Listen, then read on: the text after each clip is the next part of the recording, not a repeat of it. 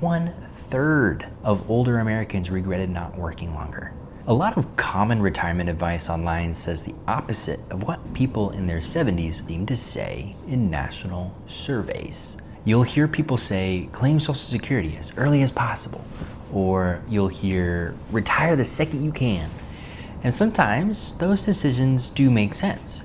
But when researchers look at what older Americans actually regret after they've lived through retirement, a different picture starts to appear.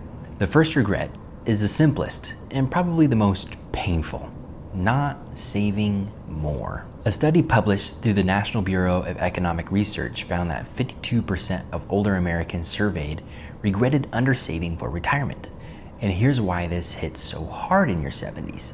By then, your ability to fix the problem is limited. You may not want to go back to work. Your health may not even allow it. And compound growth, which is powerful earlier in life, has much less time to work.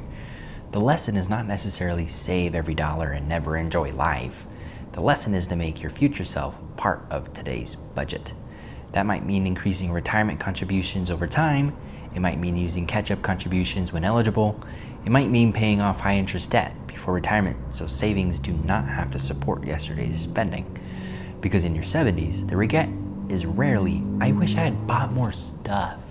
More often, it is, I wish I'd given myself more options. The second regret is claiming Social Security too early. The NBER study found that 19% of older Americans regretted claiming Social Security too early. That does not mean everyone should wait until 70, but it does mean the decision deserves more thought than many people give it. For people born in 1943 or later, delayed retirement credits can increase benefits by 8% per year after full retirement age. This matters because Social Security is one of the few income sources that lasts as long as you do and receives cost of living adjustments. The mistake is not claiming early. Sometimes claiming early makes sense because of health, job loss, debt, or family circumstances. The mistake is claiming early automatically, just because you turn 62, because you're afraid the program will disappear, or because someone at work told you, take it while you can. Before claiming, it is worth running the numbers. Consider health, a spouse, survivor benefits, taxes, and how long savings need to last. The third regret is underestimating healthcare and long-term care costs. Fidelity estimated that a 65-year-old retiring in 2025 could spend an average of $172,500 on healthcare and medical expenses throughout retirement. And that estimate does not include long-term care. Long-term care is the bigger blind spot. The U.S. Administration for Community Living says someone turning 65 today has almost a 70% chance of needing some type of long-term care services or support during their remaining years. This is where many families get surprised.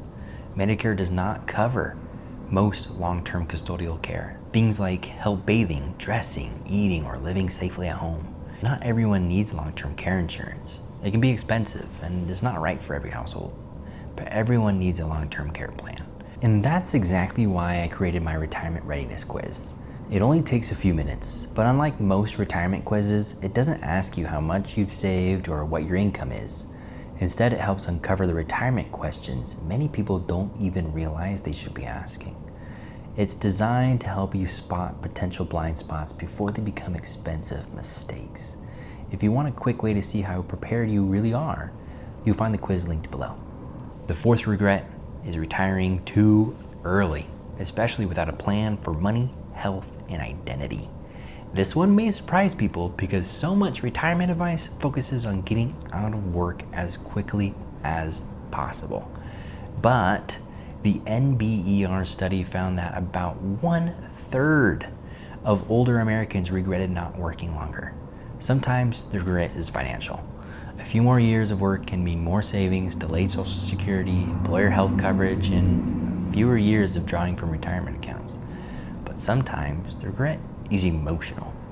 Work gives people structure, social connection, purpose, and a reason to get up in the morning. When that disappears all at once, retirement can feel less like freedom and more like drifting. So before retiring, it helps to do a lifestyle test. What will an average Tuesday look like? Who will you spend time with? What will challenge you? What will make you feel useful?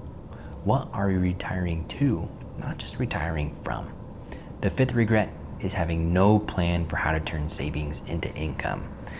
Many people spend decades saving into a 401k or traditional IRA, but they do not spend nearly as much time planning how to withdraw that money.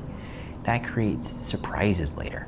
The IRS says required minimum distributions generally begin at age 73 for traditional IRAs and many retirement plans. And if you don't take enough, the penalty can be steep, up to 25% of the amount not withdrawn, reduced to 10% in some cases if corrected in time.